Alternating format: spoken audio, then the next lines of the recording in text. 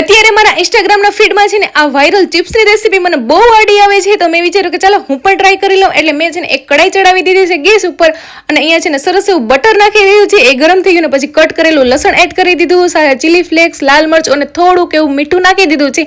અને બસ આપણે સરસ એવો વઘાર કરી લેવાનો છે. ઉપરથી ધાણાથી ગાર્નિશ કરી લીધું છે. હવે આને છે ને સાઈડ કરી દઈશું, ગેસની ફ્લેમ બંધ કરીને. હવે એક બાઉલમાં મેં છે ને ફેટેલું ક્રીમ લઈ લીધું છે, અને બસ આજે બધો વઘાર કરેલો હતો ને એમાં એડ કરી દેવાનો છે, અને સરખાથી છે ને મિક્સ કરી લેવાનો છે. અને બસ હવે આપણે છે ને તમને જે પણ કાંઈ મનપસંદ ચિપ્સ પસંદ હોય ને એ એમાં એડ કરી દેવાની છે. મેં અહીંયા રાજની પસંદની છે ને થોડીક આ સ્પાઇસીસ ચિપ્સ એડ કરી છે, અને મારી પસંદની આ મોરી ચિપ્સ એડ કરી દીધી છે.